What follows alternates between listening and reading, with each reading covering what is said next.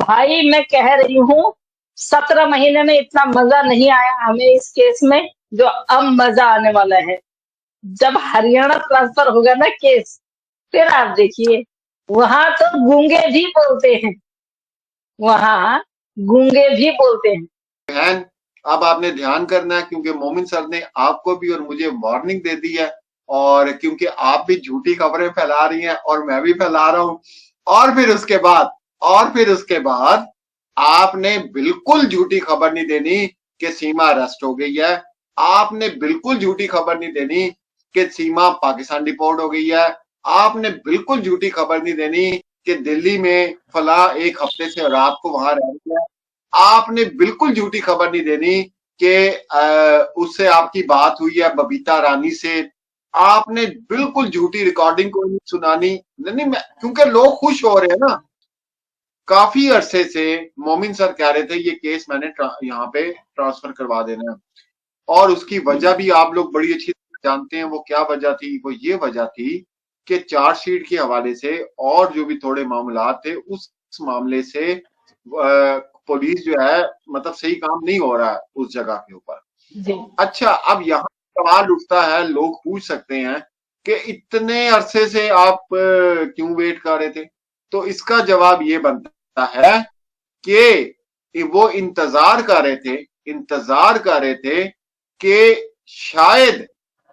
शायद इनकी तरफ से कोई ना कोई ये स्टेप उठाएं तो केस आगे चलना शुरू हो। वो इसलिए अब जो फाइनल हुआ, उन्होंने इतने इंतजार के बाद अब यही सोचा है कि ये केस जो है हरियाणा में अब ट्रांसफर करवाना पड़ेगा, क्योंकि पुलिस की कारकर्दगी और जिस तरह जो वीडियो आज हमारे सामने आई वो आदि से घूम रही है, चाहे जिधर ही है जी। मैं ये समझता हूं ऐसे लोग जो कस्टडी में होते हैं, जो सब जेल में होते हैं, उनको हुजूम के अंदर ज्यादा लोगों के अंदर जाने की इजाजत नहीं देनी चाहिए। ये मेरे ही अपना एक दिमाग है, अपना ख्याल है, उसको नहीं भेजना चाहिए।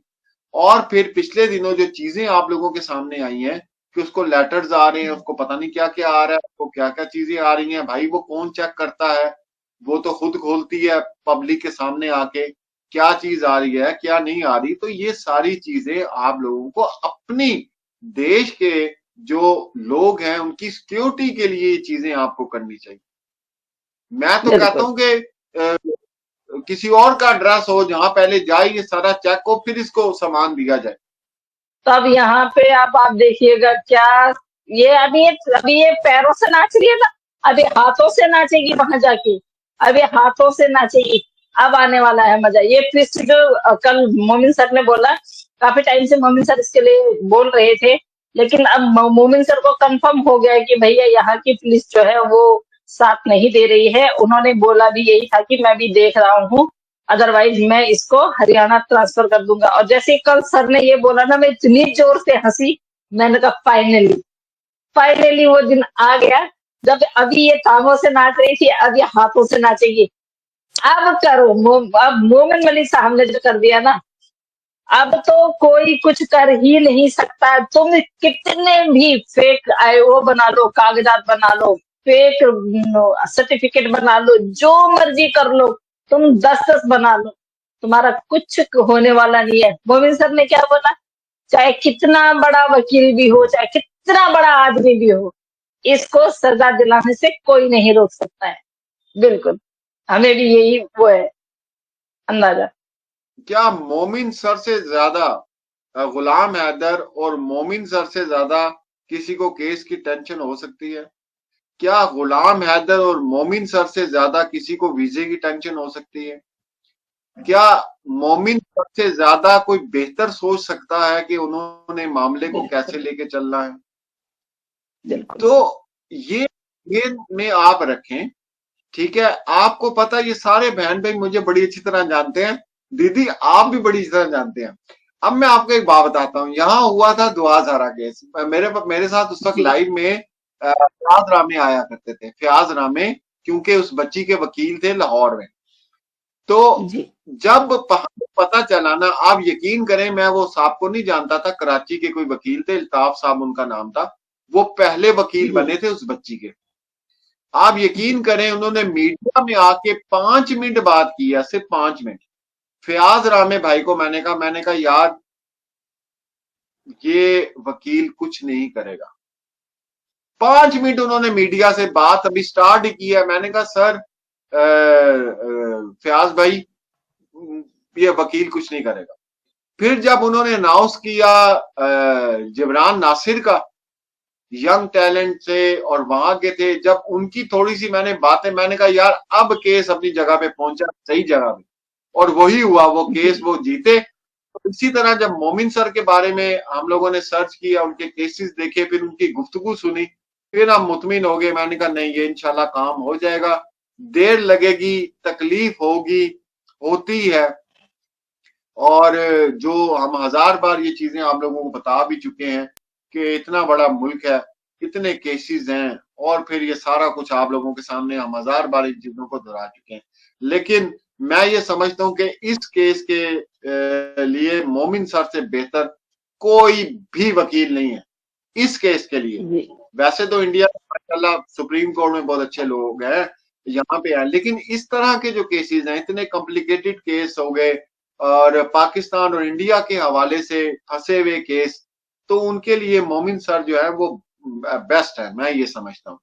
और उसके बाद एक शख्स पूरी दुनिया के सामने बैठ के आपको जब ये कहता है कि मुझे कुछ भी हो जाए, मेरा पैसे तक लग जाए, मैं कंगाल हो जाऊं, कुछ भी हो जाए, इसको जेल करा के छोड़ूंगा और गुलाम हैदर के बच्चे उससे दिलवा के छोड़ूंगा। अब इसके बाद क्या बात रह जाती है, मुझे आप बताएं।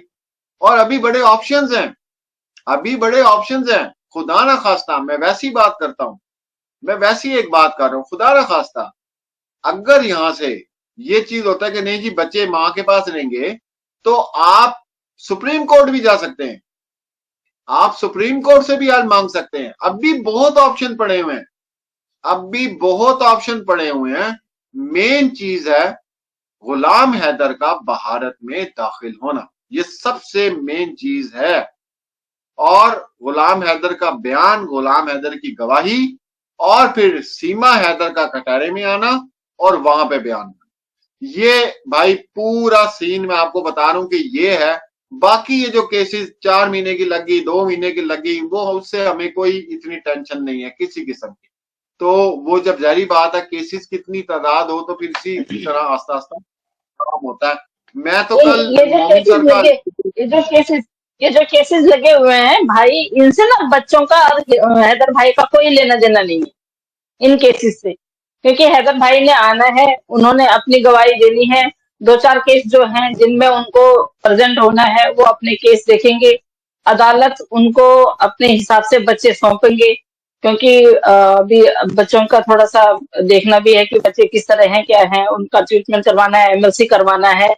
एमएलसी करवाने के बाद फिर उनको बच्चों को फिर वो थोड़े से अपने ऑब्जर्वेशन में रखेंगे, फिर उसके बाद हैदर भाई को भी सिक्योरिटी में रखेंगे, हैदर भाई को भी रखेंगे, और बस उसके बाद हैदर भाई ने खुशी खुशी अपने बच्चे लेके वहां से विदा हो जाना है, अपने भाई को खुशी खुशी विदा कर देना है बच्चों के साथ में। आप लोगों ने स्वागत के लिए उनके खड़े रहना है। उसके बाद ये केस तो चलते रहेंगे, इस पे 12-13-14 केस है, तो ये चलते रहेंगे। जो उनके साथ में है, लप्पू के परिवार के साथ में है, सीमा हैदर पे है, और एपी सिंह जी के साथ में है, ये तो चलते रहेंगे। इनसे फिर उनका कोई लेना देना नहीं है, वो बच्चे लेके आ जाएंगे, वो अपना फ्री।